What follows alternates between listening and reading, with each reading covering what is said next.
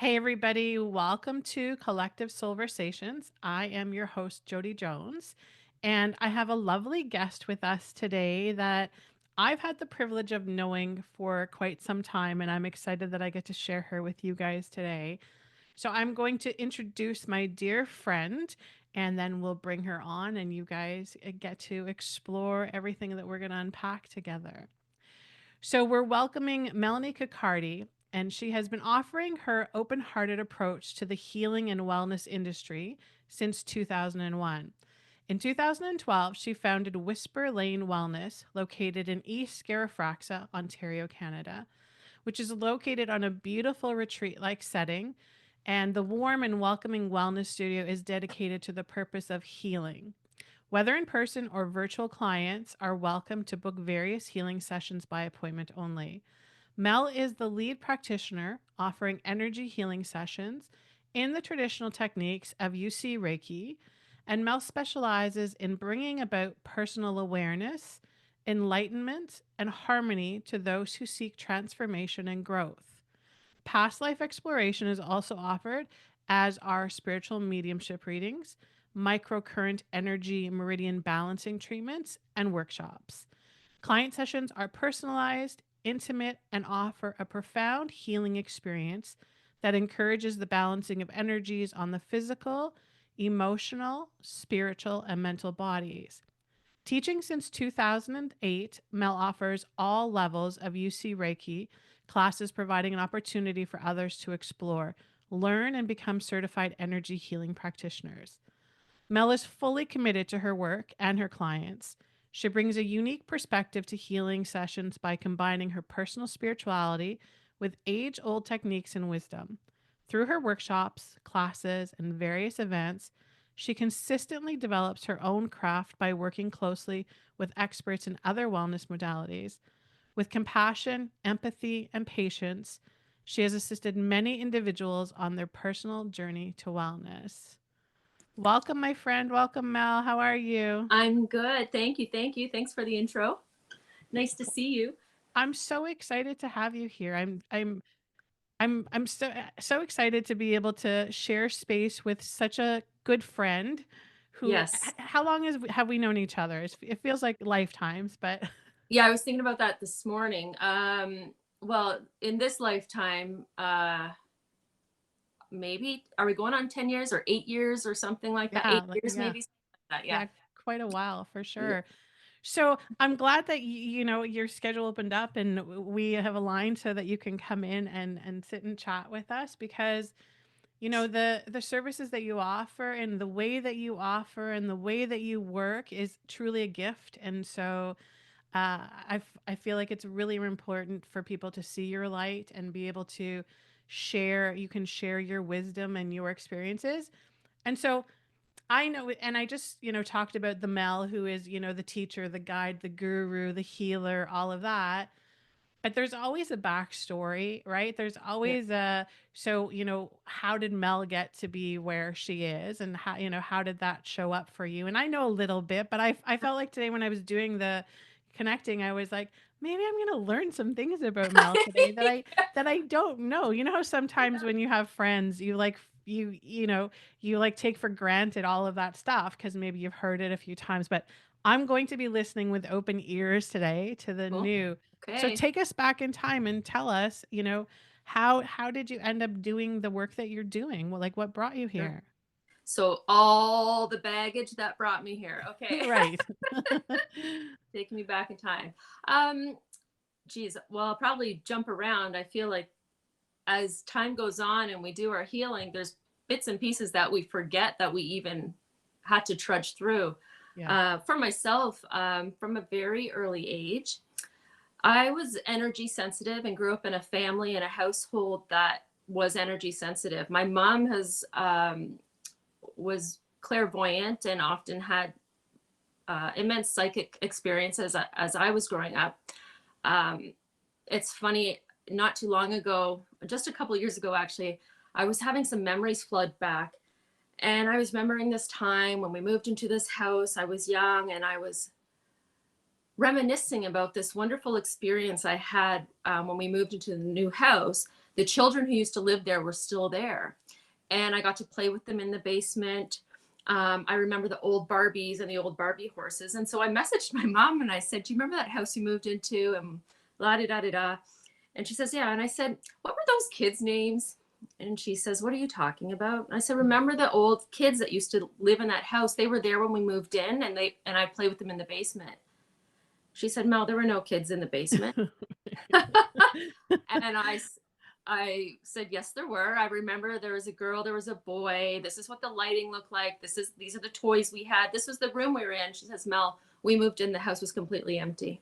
Wow. And so from a young age, I would have those types of experiences, but I didn't obviously know at the time that they weren't real, or Right. they weren't human, Right. Right. earthbound experiences. Um, so from a young age, that was my experience. And then as I got into my teens, I think I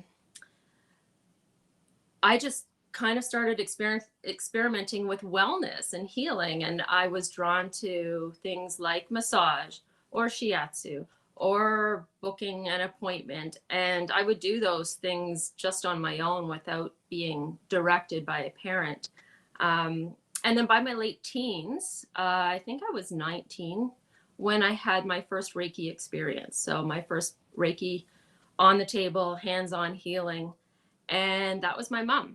because my mom ended up embarking on a healing path herself and became a Reiki master.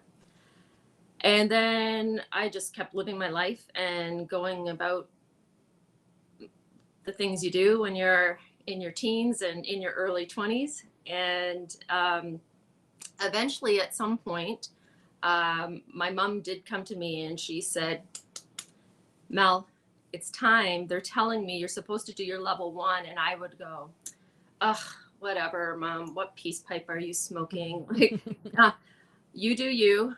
And anyway, after signs and little inklings here and there, I was led down the path of doing my level one training.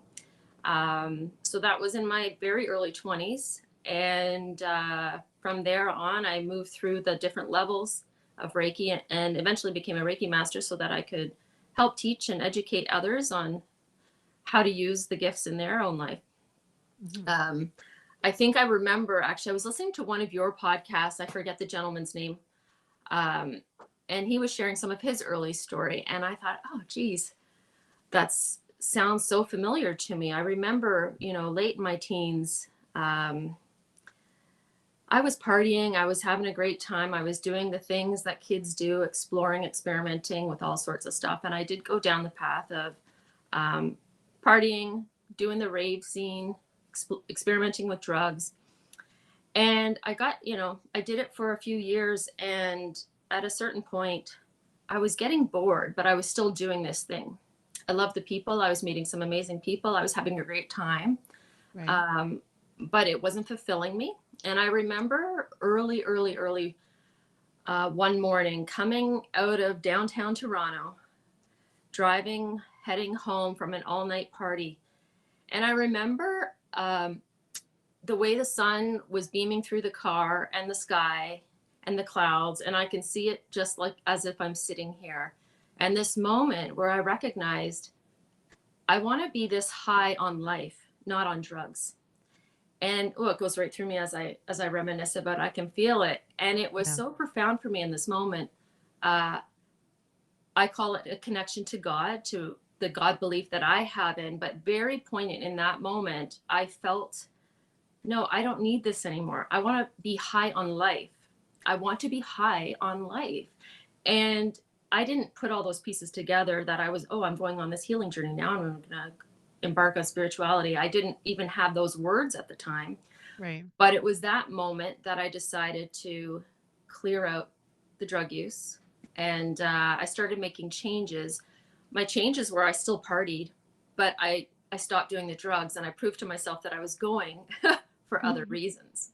Right. Um, and so I did that for a series of, gosh, I don't even know if it was years after that, um, but months. And I would participate in spending time at these events, but purely sober without Wow. any And from then on, I started on that energy path. I mean, it was not too long after or around that time that I did do my level 1 training. And then Yeah. over the years, added to my toolkit.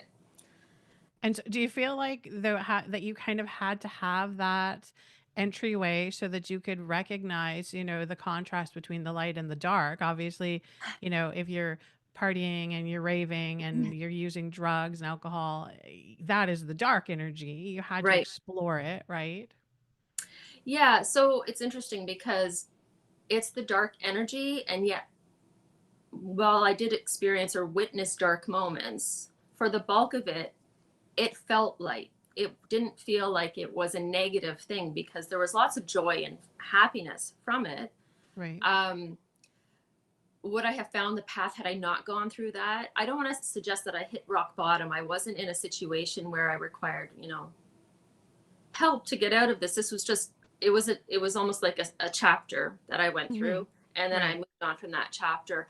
I Yeah. know other people who have had, significant struggles going through that time. Right. Um, but I do feel like it was a very profound, and at that age too, I think being that age, like recognizing that this wasn't good enough for me. Like, I'm Yeah. done now, Yeah. bored. I need to step out of this. I've done it, been there.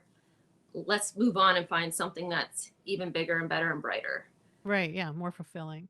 more fulfilling. Yeah. Yeah. And so then you had your mom in there. Let me ask you this, just Yeah. because the the relationship dynamics between mothers and daughters is always so much fun, right? Yep. Those are I'm telling you, those are some of the toughest soul contracts, life lessons that we commit to. So what was it like for you? Because I know this for myself, and my mom wasn't an energy healer by any means, but what was it like for you growing up with somebody who was more hippie-ish or more, wasn't, your PTA mom? How was that for you growing up? I didn't know any different. We only know Oh, what we know. And so I think, you know, I just knew this from a young age, and this is how we operated. And my mom has actually been one of my greatest mentors. And I often find, sometimes I forget how blessed I am having her as one of my main mentors, and my Reiki master, who has passed on teachings to me.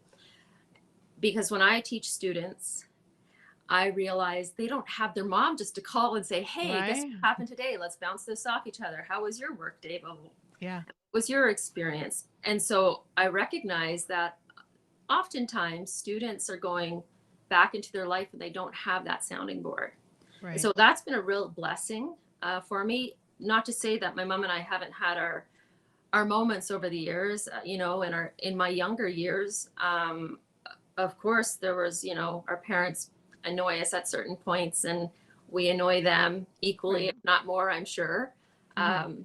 But we've been able to have a wonderful dynamic, especially as I've gotten older and moved through some of my training with my mom, because we have a lot to talk about. Our conversations Right. aren't, we can get into some deep talks, which is pretty cool. Yes, absolutely, for Yeah. sure. Yeah. And so then your first kind of like in was Reiki. Do you want to maybe just explain just for anybody who doesn't understand what Reiki is, or the Yeah. the kind of like little bit of history, cuz it's a very specific type of Reiki that you learned, right? And that you Yeah. teach. Yeah, so the lineage that I have practiced is Usui Reiki. And Dr. Usui was a Christian monk um, who, in the 1800s, actually worked with students. And the students would question or query him about the teachings of Christ, of Jesus Christ. Okay. So he went on this expedition to try and find the gifts and the keys to healing. Um, and as he explored this, he met, the story goes, he met obstacles and challenges along the way. And eventually, after years of searching and seeking these gifts of healing and much meditation, he was presented with the gifts and given the tools and the symbols and the techniques that could be passed on to other people, so that they could learn to use the energy to heal themselves. And so, uh, in Japan is where Dr. Usui was based out of. Um, and he actually trained other males at the time to practice Reiki as well. And because of the war, at some point the decision was made to start training women because there might not be enough men to pass the gifts along. And so they eventually started training women. And then one of those was actually, was she a Hawaiian American descent, I believe, Mrs. Dakota. And she was responsible for bringing Reiki to the Americas and then spreading the word there. So that's kind of the lineage and how it ended up uh, in America. Right. And from there, many people have taken their teachings from Usui and there have been other twists that have put on it, all based on tapping into the universal life force energy that exists around us. And the practitioner has tools and techniques that we tap into to allow that energy to pass through us, through our hands, into the body of our client to help them. The idea is that the energy, this universal energy that exists around us, is being used to help restore balance within the body. So we've got our physical body, our mental body, spiritual and emotional bodies, and we have stresses, whether we recognize them or not. And that energy is used to kind of chip away and clear out those energetic blockages that we might have. I Right. like to equate the energy to the wind. You know, we can't necessarily see the wind, but we can see the effects of the wind. We see the leaves falling, we see the snow blowing, Mm-hmm. and the wind is energy. Right. And essentially, we could have a broken heart, something that we can't tangibly see, or we can have a broken leg. Bones are actually broken. Whichever body we're working on, whether it's an emotional body or a physical body, the energy is helping to restore homeostasis so that the body can heal itself within itself, which I Yeah. believe we're all designed to do. Well, and super powerful. And I mean, you've been doing this for how many years now? Um, 24 years. Yeah. So, Yeah. Spirit always says to me, the proof is in the pudding. So, Right. if this was something that you were doing where your clients weren't having any kind of lasting effects or noticeable changes, then obviously you wouldn't be here. You wouldn't be doing what you're doing up to this day. Yeah. And so, do you find that with your career though? Sometimes I feel like it's kind of two different things. Either certain clients will just be drawn to us, they will come to us, and they'll be either very like minded, so they'll understand, all of the stuff that we're doing and the gifts that we're sharing, or there is like like an educational component to it where you have to help them to understand that, again, like you said, because you can't see this, frequency that you're tapping into, that you're channeling and using. Has that been something that you've had to like overcome with some clients to be able to, be like, and this, I say this because this is funny, my oldest son, Jacob, and Yeah. Mel, Jacob. Yeah. So just recently, he's a busy guy. He's got, as you know, he's got a million businesses going at once, and he's doing all of this stuff. And he and his girlfriend they're going away. They actually just left today for the Dominican. And so I was noticing that his energy was like, when he'd come home on the weekends, I could like feel the static electricity around him, right? Like just this buildup of energy. Um, and so I suggested that he have a clearing and a healing done by somebody that I know and Mm. trust. Um, and so he was like, "Okay, mom." And then so his girlfriend Una was like, "Okay, so I'll do it too." And so they had it, and it's done remotely. So it's not, this healer's in BC, we're in Ontario. So he was a little confused by that part because he was like, "Well, don't I have to show up for an appointment with the guy? Like, how's this?" And I was like, "No, he's just going to." So, anyways, long story short, at the end of it, the ceremony was done, the healing, the clearing was done, the notes were sent to them, like of what was found and what was removed and everything. Ja- Jacob says to me, Mom, I think that thing was a scam. And I, I'm like, no, it was. And I like, he's like, well, it was really vague. Like the stuff that came in was really vague. And I'm like, because it was not a reading. It was not, Right. Okay. this was not a psychic reading or a mediumship reading for you. It was a clearing and a healing, which means that, yeah, there's, you didn't get Yeah. a big long report or a big long video. So I'm like, so trust me, son, you'll have to recognize. And I could already feel a change in his energy. I could already feel like that kind of, Yeah. again, static electricity kind of had left his auric field. But I was like, so just have a little bit of patience, because like things have changed energetically for you and you will start to notice this. And he Mhm. was like, okay, okay. But I'm pretty sure he was like still thinking, oh, my mom's crazy and she just got us scammed out of money. I just That's so funny. I just had this conversation very recently about not treating your family, not treating your best friends, all of this. Like, Right. we know these things, right? Yes. Uh, and sometimes, you think, how are these people in my family? Have I not taught them enough at this Right. point? Don't they understand? Right. Right. Right. I know. I, Yeah, that's the biggest, and it's true. Like I don't do any readings for, I mean, my, yeah, Paisley will come in every once in a while and be like, "Mom, pull a card for me. Bring it, like give it." And right. of course, you're like, "Oh, this is not going to be good," because she's the kind of client that if you don't say exactly what she wants to hear, then she's like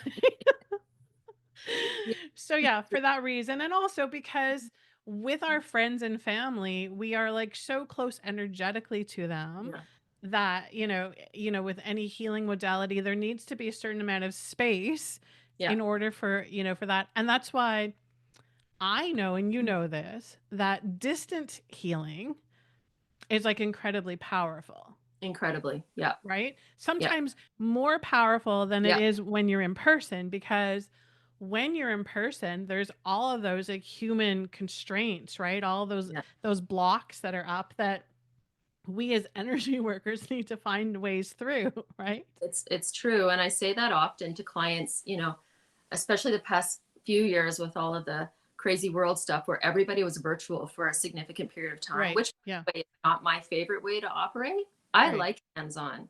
Yeah. I like seeing people. I like giving hugs. I like having that interaction Right. in the same space. Yeah. But it was a learning curve for some people to, educate people on how this still works, even though we're not in the same space. Right. I chanced to say some people's heads were blown off when they would have a distance session because they couldn't believe Yeah. how profound it can be. And just like you say, we don't have the chit chat, the sitting in front of each other for 10 minutes, gabbing and da da da da da. We just jump right in and get to Right. work right away. Right. And Right. that's one of my things to teach. Well, I say this every level, but anyway, level 2 Reiki, what I love about it, uh, one of the things in the teachings is that the students learn how to do distance healing. Right. And that's always fun because the students right in class get to start practicing on somebody somewhere else in the world that they don't know. And their faces are just, they light up because they recognize they've just tapped in to help somebody. And Right. all of the information that's coming up is pertinent to that person, but they've Mm-hmm. never met and they're Right. not sitting in the same room. And imagine being, a student doing that for the first time. Right. It's very powerful. Yeah. Yes. Yeah. Yeah. Isn't it cool? So especially when you have you know, new practitioners that are coming in training with you, for them to have like that. Cause I can remember, going back a lot of years when I was also, exploring that. It's interesting because I didn't ever have a, formal energy trainer. I Yeah. didn't. And even like, so how Mel and I met was through a mediumship circle. We were both, it was, a point in our careers where that was kind of like opening up, that calling was coming into us, spirit was giving us the, push down the stairs. Literally. Yeah. I don't say the nice little nudge, because it's No. very much, the push down the stairs. But I can remember, that my, beginning of being able to like, tune in and connect with somebody energetically. and having such a clear, connection and picture and feeling, and just being blown away by we hear all the time there's a such thing as space or time. All of the time people say it, Yeah. but I feel like when you do the work that we do, it's an actuality. You're like, no, really, there is no such thing No as such. space or time. Yeah, Yeah. And for sure. I think for you, probably, like, not everybody goes down the road of having uh, a specific educated energy healing certification program. You are already somebody who is dabbling and in, you know, working in the energetic field in various capacities. When we're doing acupuncture, we're working with herbs, we're working with homeopathics. Those are all energetic Hmm. modalities. And so we're Yes. in that energy field. And many people, I believe, don't recognize, in some, now today, it's a little different, of course, but over the years, that these are all energies. It's not Right. like, oh, Reiki or energy healing of some sort is this. And then we've got acupuncture, and then we've got massage, and then we've got biofeedback. It's all energy working Hmm. together. Yeah, We're absolutely. tapped in, we're tapped in. Yeah, absolutely. And learning how to play with I remember, so when I had three babies at home, and Paisley being my youngest, she was 2. And so I had to get back to work. It was like, okay, so now, and I had been a hairdresser, that was my previous career, and doing all that stuff. So I had to get back to work, and I really thought about going and becoming a social worker, because of course I had Mm. 3 children. I thought, working in, children protection services, working, with youth on that. I thought that, just might be my calling. And and Mel's gonna laugh at this, because somebody who's an empath, probably not the best choice of jobs. And I did realize that. I did realize, okay, so maybe that's not, not being able to go to work because I can't handle this, yeah, too much of it. And so I was like, I need to be doing something then. And so I looked into, and I had been really sick. Because with my third pregnancy, I was having gallbladder issues, and had to work with a naturopathic doctor who used traditional Chinese medicine and acupuncture. And we know this Yeah. doctor as well.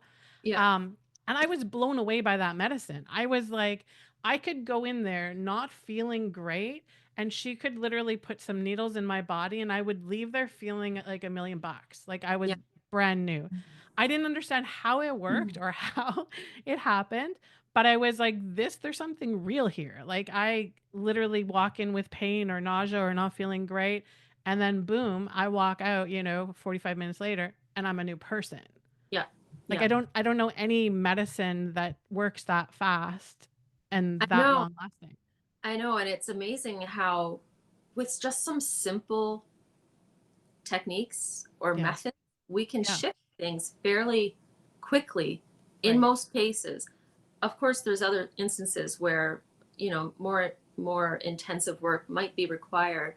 But by Right. the way, I have to say, hairdressers are kind of like therapists already. Yes. And you and I have talked about the hairdressers before, which it makes me giggle. But Yes. um, like, when I would go to the hairdresser, they would book me in, like, at specific times when it's not super busy, and Right.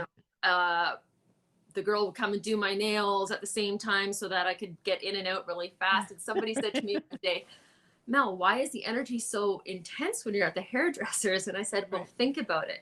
Think about all the people in that room, and their crown chakras are getting worked on. Right. This crown chakra is just being opened up. And gosh darn, if you go to the hairdressers at Christmas time or on a holiday, Right. when Yeah. all of the dead loved people are trying to come through with messages. Right.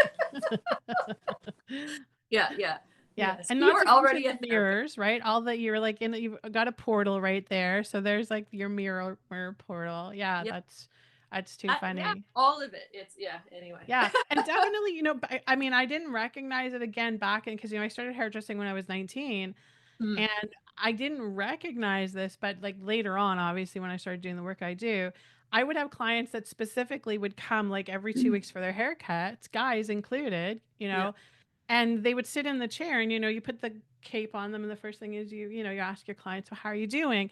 And interesting enough, that I carried this into my teachings when we were going to hairdressing school. Our teachers, and I had great teachers there, they said to us, when your client sits down in your chair, it's their time. This is, it's all Mhm. about them. They're not paying you to hear about your stuff. Right. So that really stuck with me. And that was my approach. So I became a really good listener. So, my clients would sit in the chair and I would let them talk, Right. right? And of course, at the time I didn't realize I was actually absorbing all of their I just stuff. you become a really good sponge. Right, right, right. Oh. But yeah, and then it's funny that, so, and it wasn't, and I need to ask you about this too, because it wasn't until I started formally doing, mediumship work, so connecting with loved ones who've passed in the spirit world. It wasn't until I started to do that next part of my Mm, training stuff that I became really uncomfortable in places like hair salons, like right. really, really energetically uncomfortable. And, my hairdresser too was great. She would like try and clear out the place or book me early in the morning when it was kind of quiet. Yeah. But I'm telling you, and it didn't matter. And at first I thought maybe it's just that spot. Maybe it's just that. And so, over the years, I like tried a few different places to go in and, and do Yeah. that. And it would be the exact same experience. So were you having that kind of stuff prior to the mediumship stuff? Or do you feel like the mediumship just kind of like, that's why I say push you down the stairs? Cause Yeah. So a couple of things on that. I think for myself, so one of the things that led me down the mediumship. Okay. So working with Reiki energy or tapping into any type of energetic method opens the channels for energy to come in, whether it's the energy that's being used to heal the body or it's energy of loved ones who've passed, spirit guides, angelic beings.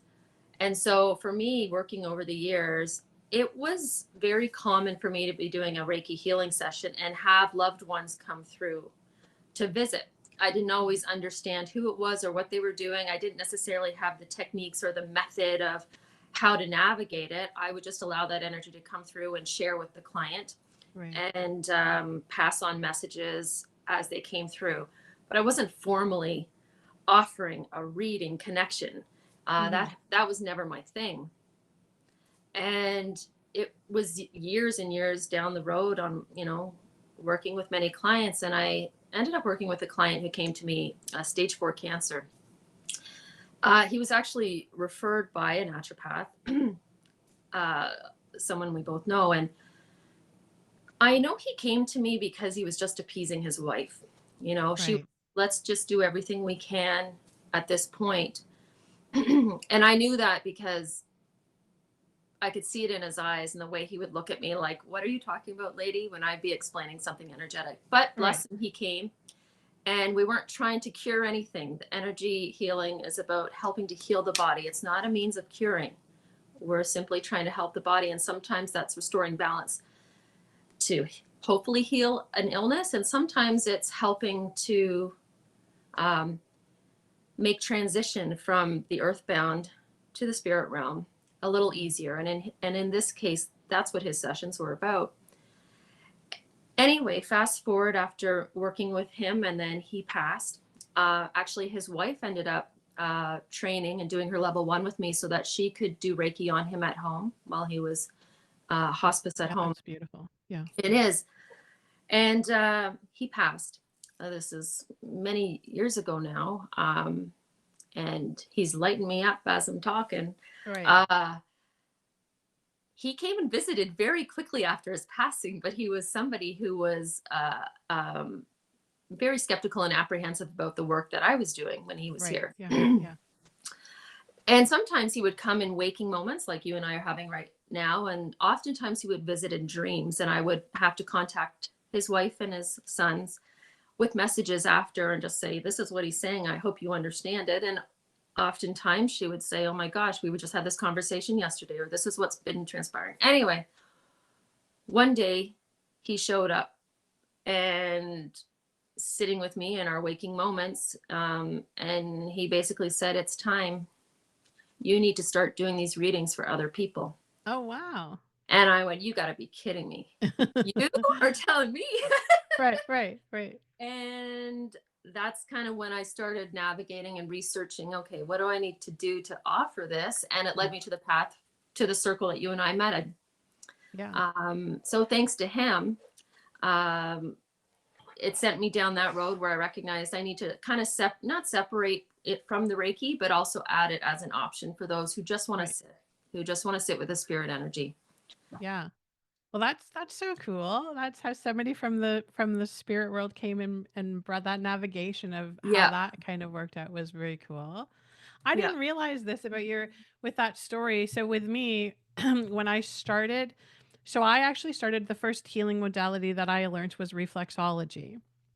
Love it. Yeah. And I took that because I looked at the acupuncture, traditional Chinese medicine. It was going to be a massive amount of work and school and time and money and all that.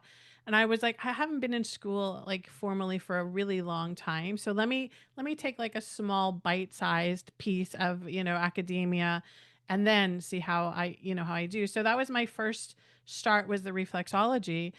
And of course, when you do the reflexology, part of the thing when you're finishing it is you have to do 50 case studies. So it's a lot Yeah. of feet that you have to, Yeah. Like right? me.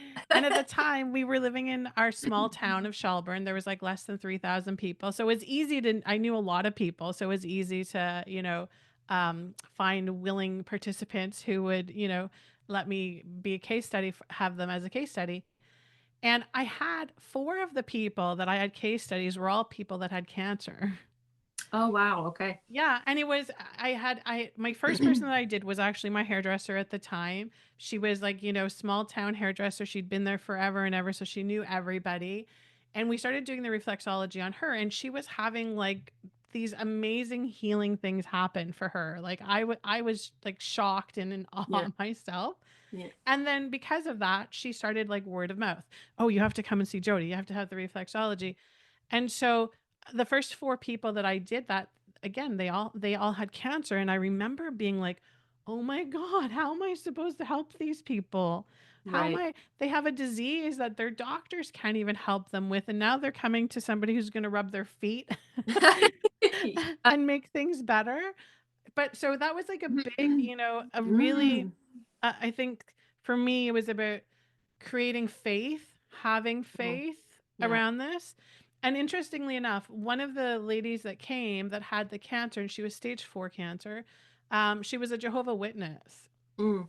And it was very interesting because, you know, the whole, you know, here was what I'm doing and here's their belief. Like there were two different worlds, right? They were Right. Yeah. and so it was such an eye-opening experience that here was this little lady who was like showing up, you know, for these treatments. And she actually became an acupuncture client after once I that finished that, went to school, did all that. She came and did acupuncture regularly. And so we, you know, we kept her alive for quite a while with Awesome. her using, you know, these energy medicine tools, which Yeah. you know, and I'm sure you probably have a million stories where you've touched people's lives profoundly and Yeah, it's interesting. Like, we know this. The clients that are brought to your table are brought at the time you're supposed to need them. And it's mhm. not always about them needing you. It's a mutual thing. We're learning from them just as equally.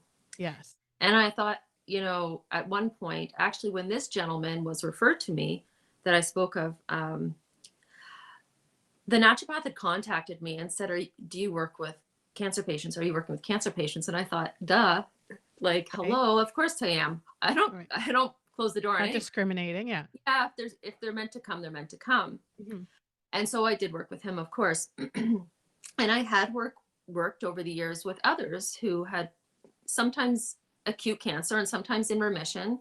But over Mhm. the years, I've had experience working in that capacity. Some of my early on experience practicing with Reiki before I was able to charge and I was just able to practice and barter and get my wings and my feet wet Mhm. were cancer scenarios. But anyway, um, it was after working with this gentleman that I recognized why she had asked me. Because I think in some cases, we all know what we're great at, and sometimes we know more what we're not great at. And Right. After a series of working with him, and I ended up having a couple other clients at the same time with varying cancer ailments, Mhm. my days are getting too heavy. Right. And when I was going back to my family at the end of my day, I was just going to bed. I was Right. exhausted. And I Yeah. recognized that, okay, universe, I'm capable, but emotionally, this is too heavy for me at this time. I find somebody who can help these people and bring me somebody else who I'm supposed to learn from now, too, because it can be emotionally exhausting and not everybody's equipped. I was actually talking, who was it? Oh, another naturopath I was working with recently, and she said to me, Mel, I love working with cancer patients. Right. And she, yeah, and she just loves it from the science side of it and how she can explore what's going on. And she uses some different modalities than I work with. And I thought, wow, okay, this is cool, because knowing what we're capable of taking on and what we're not is really important. Oh, absolutely. It's the Yeah. whole, having that humbleness, right? Which Yeah. which is hard to sometimes do because, when you step in, and I know for me, like I had patients that were having like such, remarkable success in their healings, like crazy things. And it takes a little bit of like recognizing and realizing it's not anything that I'm doing. Yeah. It's not. Yeah. I'd like to think that it's, all the education, all the stuff that but it's not. And I feel like his spirit was just showing me this, the difference of, so when you go to your family doctor, your physician, your surgeon, and any of that, it's always an outcome based, scenario, right? Somebody's going to them, I have this problem, I want this problem gone, right? And so, the tough job that the physicians have to do is they have to get rid of the problem. That's what they're supposed to do. And, often they do that by, putting a medicine on it, or putting a band-aid on it, to there, it's gone. Now you can't see it, it's under Symptom the band-aid, symptom elimination. Yeah. right? I feel like for, energy workers, when the clients show up for the work, we have this knowing that we let go of all expectation. That's right. So we don't, like, we again, like you said, it's not an outcome that we're trying to achieve. I'm not trying to cure you of this, because that one thing that you have, that cancer or whatever your issue is, has multiple layers in it. Like cancer didn't just come into your body like this, right? It's Yeah. created. And so, as energy workers, I feel like when we step into it, when a good energy worker steps into it, and Mel is one of them, we have this ability to remove all resistance or need for an outcome. And I feel like because we do that, we are able to, be that flow, that channel of energy that comes in, right? Yeah, it's so important. Just to recognize that we are simply the channel Right. or the open shell, the open vessel for the energy to pass through. And that can be a challenge for some people. I mean, it's a way of living, though. It's not like you can Right. just turn this switch on. I'm going to do this, and then I'm going to go back to like crazy, chaotic, and like it's a way of life. And actually, I had a client a few years back, a student of mine. She had reached out. Can't remember what level she had just finished, but anyway, she says, "Mel, I'm having a challenge. I'm trying to figure out how to connect my Reiki life with my old life." And I said, "Let's talk. Call me." Right. We had a great chat. And in 2 seconds flat, she got it. I said, "They're not different lives now. Right. You're not living one way here and one way over here. Energy work is just a way of life. It's an awareness, an awakening to the spiritual connection that we all have." And I think for her, she thought, oh my gosh, I was trying to like fit my old way of practicing in this old way. And you can't do that. It's just, we have to just let it flood in and be. And, ego always gets talked about in this. And ego sometimes gets a bad rap, but ego's healthy when it's in check. Right. We can Right. have Yeah. somebody who's new to the path and they think, oh my gosh, I'm not good enough to do this work. I'm not capable. Little old me over here. I'm not as good as this person and that person. And their ego is really small. And then you've got somebody who says, ha, I can do this. I'm going to heal you. I'm going to fix you. I've got this. Well, their ego's too big, right? Right, right, And to do this work, you just have to be centered. You have to right, be aligned. You have to just, I'm not here to heal you. right. And yes, I am capable of facilitating a healing session in this moment for you. And trust that whatever healing is coming through is for the highest good of you and the Mhm. highest purpose of what your soul is needing in this moment. And then when you go back into your life, client, you get to take responsibility and do the work on your own. You know, the practitioner's job is done in that moment. Uh, Right. Yeah, that's fair. I can remember one of my teachers saying to me that, when these like, big healings happen, it's often, she said it's a rarity that you're like the first person on, to lay the hands or to send the energy. yeah, Most times you're like number 8 or 10 or 12, you know what I mean? yeah, And then so for you to be able to say, "Oh, you know what? I fixed that person and helped them." No, actually, it's like the dozen of us that have been, holding space and working like, the light all together, right? that's right. And it's funny too. It's like some of those helpers are energetic beings. Some of them are human. How many times have we worked with somebody and they said, "Oh, I this happens last week just with clients even." But how many times have we worked with somebody who says, "Oh yeah, I've been told this before. Oh yeah, I've been told this before. Oh, Right. yeah," but they haven't applied it. Right? Right, It's right, like, right. how Oh, many hands, yeah. which set of hands is going to make the switch for them, right? Yeah, absolutely. I Yeah. feel like that's, I fell into that path though of, I was talking the talk but not walking the walk, Yeah. right? Yeah. And you say, you can't have your old life and be, but I feel like that's something that I, to this day I still struggle with. I say that, thank God and literally thank God that I have to show up for clients, and hold space for my students and do that work because my, 3D human life can be very complicated sometimes. Yeah. Right? You know what I Yeah. mean? Life gets messy, So true. it does with, this the environment that we live in.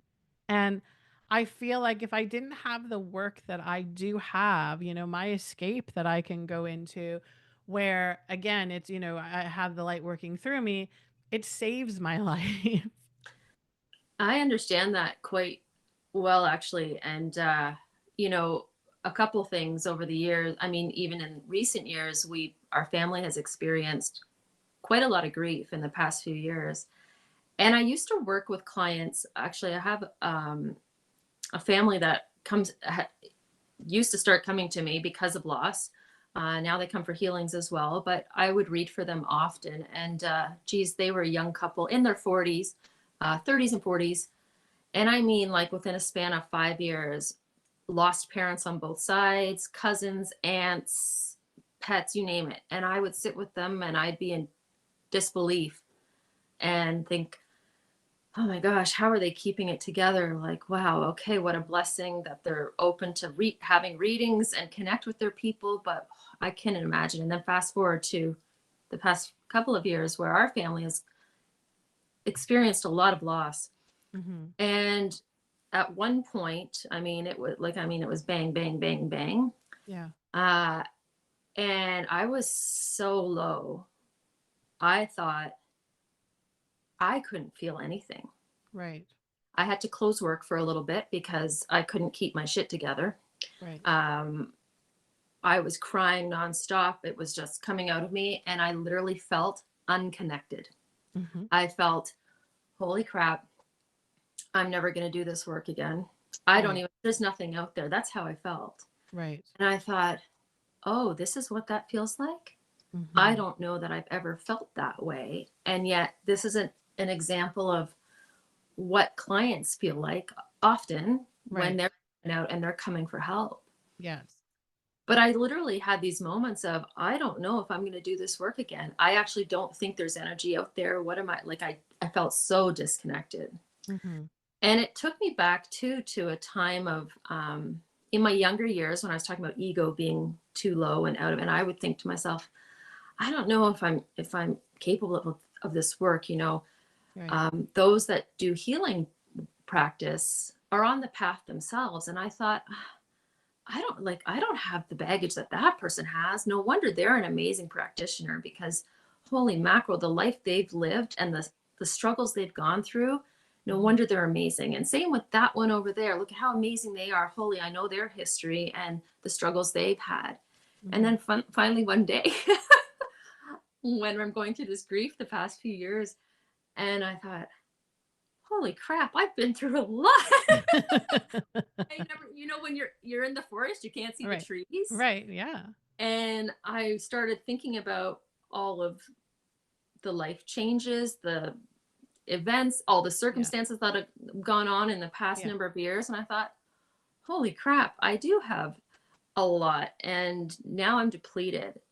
And during this grief process, at one point, I was working with actually a colleague of ours, and I was sharing, he knew a little bit about everything that was going on in a nutshell, but he was our osteopath. He was giving me a treatment.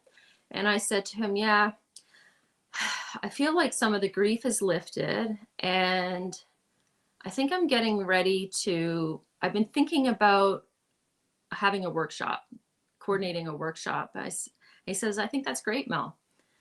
And I said, yeah. I said, it's just a thought though. I don't know if I'm ready yet. I don't know if I'm ready. And he said to me in that moment, not realizing how wise he is, he said, well, wouldn't a workshop and being around your community and people be the best thing for you when you're feeling this way? And I was Absolutely. like, I thought, gosh darn, uh, damn you.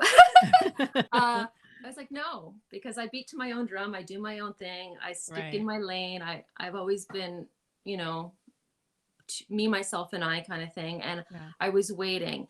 And I heeded his words eventually, and I did coordinate something and had a group here. I was in tears for part of it, Right. but it was a good reminder on how this work is Mhm. so good for us, Right. because I needed to have that connection with people. I know Yeah. what my role is, and that there's a place for me, and I'm meant to help facilitate others in some capacity. Right. And I needed to be kicked back into it a little bit, because I don't know where, if I would have, like if they, that saying time heals, which I think is a crock of crap. I hate Right. that saying, but it gives us distance, I think, or space so that we can process things and eventually come out on the other side. So I was Mhm. very thankful that he gave me that little snippet of advice. And Yeah. slowly I emerged from my dark cloud. And it's not to say that the cloud is entirely lifted. I do have, there are days and moments where, but the more I connect with my clients and work with students, and that's the piece that fills us, I think. Yeah. And I feel like we forget that. We forget that we never ever are meant to show up at 100% all of the time, because there's no Yeah. such thing as 100%. Yeah. And I feel like, let me know if you agree on this. I was just talking to somebody about this the other day. I was saying we live in a world of like smoke and mirrors. Like, Mhm. everybody's online. It's a TikTok world, Snapchat world. There's a certain look of everything, and you'll see a lot of, healers, teachers, guides show up, and they show up with the light and the unicorns and the rainbow, the all of that all the time. Yeah. Do you know what I mean? Like, they show up, and then so I feel like there becomes a certain like level or status that healers are supposed to be, or you know what I mean, Yeah. or ascend to be. And so at any time when we're on our, and because when we are, on our own healing journey, every moment, of this journey. And so, there's a part of us that feels bad when we on our journey are in a big dip, Yeah. or God forbid that we're experiencing loss, even though that we know life is eternal, and Yeah. we know all of that stuff because working with clients. But when we're feeling lost so deep in it's, breaking our hearts open, and we just don't know how to get out of it, we feel like there's something wrong with us. We're damaged, we're broken, my gifts have been taken away, I can't show up in the light to do the work. Yeah. but I learned through my own, and you know this well, the last couple of years, 2 years ago, when I crashed and burnt and was like out for the count, I had to come through that whole balance of ego, balance of, all of that stuff, and be like, again, I'm forgetting myself. I don't have to show up at 100% all the time, because there's no such thing as 100%. Yeah, and I think that's a good way of looking at it. We don't have to be 100%. And when you were going through your crises, we'll say, Mhm. I guess, I mean, I spoke with you throughout that time period, but I would share your story with other clients at times too. Like, at some point, if you know, we're going to hit a wall if we haven't taken care of things. And like, you did some serious work. Like, Mhm. imagine you didn't do that intense work that you committed to yourself at that time Right. frame. Where would you be today? Right. Had things just, So I think it's so important to recognize that we ourselves have to do the work. We're not just moonbeams and unicorns, as you say. And Right. that's something that's, social media, it exists. It's a blessing in many ways, but it also has its downsides in many ways. I Right. would Yeah. say I Yeah. struggle with it because I'm a hands-on. I'm I'm an old granny now. I like old traditional methods, hands-on. Come into my cavern and let's see what potion we can mix up. But um, there is that side of the idea or the perception that everybody's perfect. And I remember years ago, I met years ago actually, gosh, 20 years maybe. um, there was a clinic near where I worked at the time in my corporate days before I switched my hat completely and said, at the time I was doing Reiki, but I had my corporate everyday job, and I finally closed the door on the corporate stuff. But at that time, I booked in with a reflexologist who I hadn't worked with ever before. I was close by the clinic, and I thought, oh, okay, I'll just try this. So I met this woman. She was lovely, wonderful, and treatment was great. We had great chats. What do you do? Da, da, da, da, da, da. I shared about Reiki, and she says, oh, I've always wanted to try Reiki. I just haven't. And I thought, oh, okay, well, if you're ever up for a trade, I'm open to it. Right. So the next time I saw her, because I booked again, she says, you know, I'm interested in doing the trade that you talked about if you're still open to it. I said, sure. She's like, I know somebody else who does Reiki, but I never booked with them because she said, I was a little nervous because, you know, they're vegan. She says, I'm not vegan. They, practice a lifestyle that's very different than mine. And I thought, I can't do it because I don't, I'm not a hippie. I'm not this. Right. And she Right. was feeling self-conscious. Yeah. She Yeah. says, but you just told me that you drink red wine. And she says, I love red wine. And I said, Right. well, I also swear like a trucker. And she says, Right. that's why I want to book with you. She said, Right. because it's relatable. And Yes. to me, to her, that was Yes. more grounding. And Yeah. she is now big. She's one of my best friends. She's one of my dearest friends. Very So cool. it's been 20 some odd years now. Right. Right.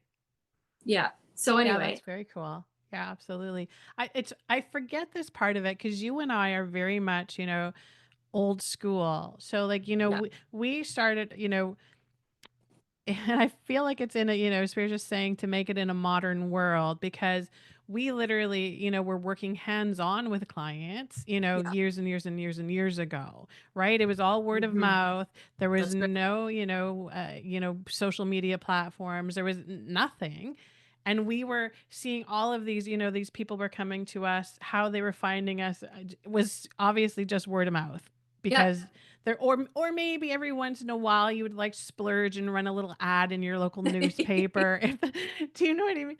But Yeah. I feel like it's part of the break in for us is hard, though, because you look at all of these people who are online, and it's all about the followers. It's all about the, this number on Instagram and this number on TikTok and all of this. But I got to give kudos to the old school people like us, who are still, maybe we don't have 60 million followers on social media, but we still are seeing the people that are coming knocking on our doors, and we're, even now it's virtual because thanks Yep. COVID moved all of our stuff into the virtual world. Yep. But I feel like there has to be, a pat on the back for those of us who continue to do that work and show up. And we're not showing up for the fame and fortune. Yeah, and I think too, like what I was saying a second ago about my friend, my newfound friend, the reflexologist, and I drink wine and swear, and I'm not perfect. I show Right. up Right. very imperfect every single day. Right. And, you know, not everybody sees that or thinks that way, but my shit stinks too. You know what I mean? Like, Right. sorry to say it that way, but Yeah. I'm just human. I remember early on when I opened my like official healing, I'm closing the other chapters of my life and I'm focusing on just this healing portion because all the signs were there. And I would have the Debbie Downers in my life who would say, "Are you sure you should do that? What if it doesn't work out? You need to keep that other thing to fall back on." And then Right. I would Right. have family members who would say, uh, who how are people going to find you? Like, who's going to drive all the way out there, right? Well, Right. as soon as I made the decision to close that door, this is the magical and wonderful thing about energy finds you when it's supposed to. Right. And Yes. that's when the floodgates opened. And it was, yeah, like you say, old school referral system. People would come, have a benefit from their time, and Hmm. share it with their people. Hmm. And that's how our flags got hung. And we would just keep the door. And I love that. Right. And being able to connect with people like yourself and others that are in our community, whether it's the virtual community or the hands on community, and share others' gifts with the people that we meet. Because I believe Hmm. it's a balance of everybody working together. Yeah. One Absolutely. practitioner isn't necessarily the end all and be all for one person's issues. We're all a balance of everybody working together to help one soul, at a Yeah. time. Yeah, absolutely, for sure. And again, it's, some of us have different, roles in the healing journey that we have with the client, right? Each of us have a different role. And I feel like very much based on our own, experiences, very much based on our own level of healing and our healing journey, right? Because it's true, you can only really show up at the capacity of how much you've learned or grown through yourself, right? Yeah. That's, you know, Yeah. and so I feel like that's why, as people like you and I who very much are empaths, Yeah. right? We feel everybody's stuff all of the time. So, having compassionate energy and being able to hold space is, something that just comes naturally for us because it's in our DNA. It's how we're programmed for sure. Yeah. And some days you're like, I really asked for this in this lifetime. What was I thinking? like today, like this week, as we've got the full moon energy, we've Oh, got the first eclipse of 2025 coming in. I've got a very small little circle of my close knit friends, and it'll always be the message of, are they trying to take us out? Are they literally trying to take us out? it's so So funny. yeah, we definitely feel all of that stuff. And I feel like it's important that we like don't just be behind the scenes on that, because that was a big balance for me in this coming out of, having to show up in full capacity in whatever state I was in. I Yeah. needed to do that. And so, I'm sorry for the people that follow me if I don't always show up every day, full makeup and hair done and every, you know what Yeah. I mean? As in like, oh yeah, you know what? This is beautiful. The full moon's awesome and this eclipse is great. And we're like, I'm manifesting and I'm changing the world. And this is Yeah. no. No. No, I want to scream and pull my hair out right now because nothing's working today. Yeah. Exactly, exactly. Well, because Mel said to me before we were getting on, because she was having problems with it, she's like, "Are we in retrograde?" I'm like, "Yes, we're Yeah. Mercury is in I know. I retrograde." had to, I literally said, okay, just let me find, I just need to go to my astrology people right now to see what the Right. heck is going on because it's a Yeah, couple because hours. because when you can feel it coming in for sure. And when you can surrender to it because, Yeah. you can let go of the frustration and shift your mindset in, Right. screaming and yelling. I'm just going to embrace.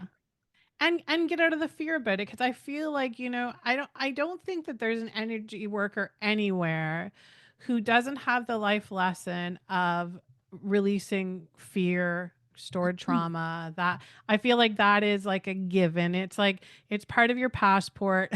Yeah. when you when you answer the calling, you have that vibrational energy of fear within you, and you need it. It doesn't dissipate. It doesn't. You need to learn how to transform it, Yeah. Yeah.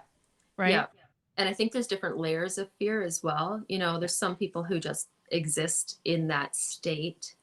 And then there's those of us who trust to a certain degree, but maybe specific circumstances or Mhm. scenarios will stir up that fear.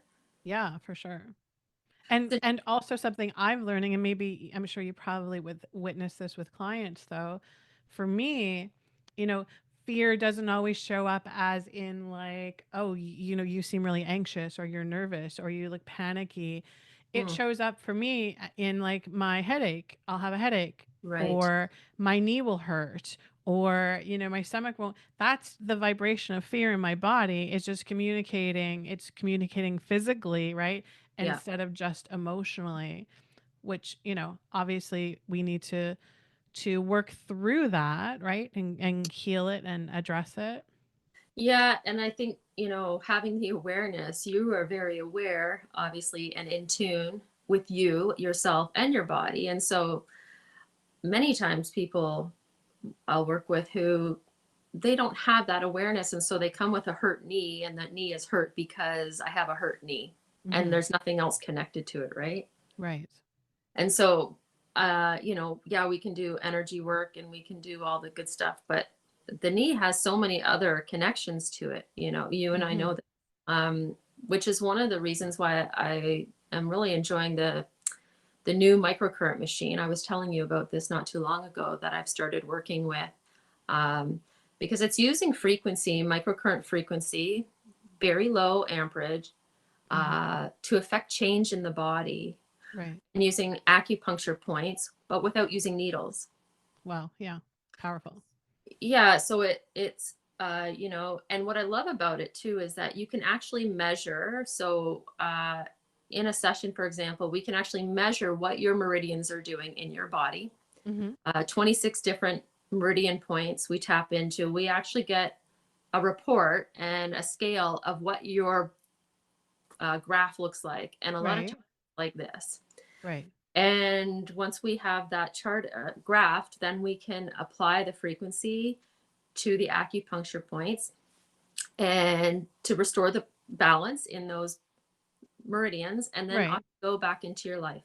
Yeah. And then you can come back at a next booking in a week or whatever the established time frame is and do it again, and you start to see, which is really cool, your graph change, your Right. meridians start to balance out, hopefully, Yeah. but then the pain starts to shift in the body.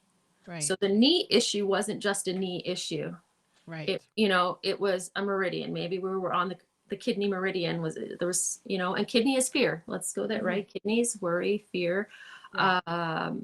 So everything's connected in the body, and not everybody recognizes that we can just do some simple energy modality, apply it, and restore the balance in the body Absolutely. and And I'm shift sure you fear. probably recognize this too. When we talk about, working with the people that have the big things like cancer, you Mhm, know, mhm. that if you're just only addressing that on a purely physical level, Yeah. your chances of coming through it are not great. They're just not. It's not. Yeah, the So, physical body doesn't exist on its own. right. Exactly. Exactly. And that's so I feel like, we're coming into, and people have been saying it forever and ever, Albert Einstein, Nikola Tesla, they've been saying that, frequency will be the future of medicine, Mhm. right? And I feel like it's always been. I know. There's some of us old school people we've always been using the frequency for Yeah. medicine, and we'll continue to definitely use it. It certainly makes our jobs easier. You've got this, new Yeah, gadget that you can use in your that's right. healing center. Same thing for me, I'm using the AO scanner, doing the scan reports, all of that Yeah. stuff. So there's something to be said for technology because it does come in and it does serve a greater purpose. But there still has to be that energy healer behind the wand, behind, right? Yeah, and I think you and I chatted about this a couple of years ago because I was going through this little, energy. Everybody's talking energy now. I'm like, where have they been all these years? Like, hello. Right. But as is anything, right? And Yeah. every industry experiences these types of things where it's like, talk to Edgar Casey about this stuff. Like, there's Right. so many historical figures who've been practicing and on this energetic plane for so long. Mhm. And I was talking to you, I remember, and I was like, okay, these tools and gadgets and stuff that people are like, oh, I'm just going to do this and I'm going to balance this now. And oh, I can just add this and all will be great. And I remember Right. you said to me, the tools are great, Mel, but remember, they still have to do the work after. And that's where light bulb went off for me. I'm like, you're right. Because you can only use any machine or whatnot to a Yeah. certain point. The soul within your physical body, still has to apply work when you leave that moment, that treatment, or whatever it is, or Mhm. whatever it is for you. You have to be doing the work. It's not Yes. one fix, one appointment. I'm fixed, and now I don't have to Right, worry. right. Yeah, we're Right? we're not the saviors, That, we're not the saviors, and that's a really, really important thing for our listeners to understand because, you know, just like, Jacob said, "I think it's a scam, mom." When you go and get this work done, it doesn't mean that your job is done. right. You have to continue doing this stuff, or you're going to end up back in the same place that you were. So, Yeah. yeah, it's a continuation, and we as healers and energy workers, we know this better than most because we see it, in the people we work with, but we see it in our own lives, knowing that if I don't continue to do the stuff that I need to do to save my soul all the time, Yeah. then, I know the consequences of it for sure. Yeah. So people can get together with you, Mel. You still see clients in person, right? You're doing and Yep. I'm actively open in person in East Garifraxa. it's a On beautiful property if it, you're, in Ontario and you can do it that. But do is. you also do clients as well remotely? Are you still doing Yeah. that as well? Yeah. Yeah, both options are available online, and Okay. so either or. I do have clients who travel quite a ways actually to come, just because the experience on the property is Right. pretty tranquil, pretty Yes. peaceful. Yes. I am biased, of course, but it's one of the reasons. I can attest to it. There's something magical about Mel's property for sure. Yeah, thank you, and I can agree to that. It is a blessing, and we recognize that we have a little piece of heaven here on earth, and I love that I'm able to share that for those that choose to come in person. But Yeah. remote is always an option. Yeah, Yeah, that's beautiful. yeah, And then, so I will make sure that I put all of Mel's links in there so you can go check out her website and you can reach out to her if you have any questions about the whole new meridian therapy that you're doing, the Reiki, all of it. Uh, and yeah, this is, I want to have you back at some point because maybe we should explore like, the modalities of healing and how energy yeah. transference works and like, Mm. so many more goodies that we can tap in. Yeah. I feel like there's And so much. mediumship, we didn't talk much about the whole, spirit world stuff, which I'm sure, some of our listeners would be interested in as well. So Yeah, I'd love to. I feel like there's so many topics we could keep going for hours actually. So it's yes, been great. Thank absolutely. you. That's Yeah, so thank you so much for coming and sharing this space with us. And I'm thank sure you. that everybody's going to feel your magic through your Aw, frequency pouring out to everybody. So thank thank- you. Thank you so much. thanks, Jody. Love you lots. Love you lots. Thank Beautiful. you. Love you too. And thank you everybody for showing up and listening. And make sure that you go and connect with Mel. I'll put all that down. Check her out. Her social media stuff will be there. She's not very active on social media because she's old school, but I need. it's all good. You know that she's doing the work. She's busy I'm doing out the there. work. Yeah, I'm busy. Yeah, awesome. All Thanks right. Thanks. everybody. Ciao.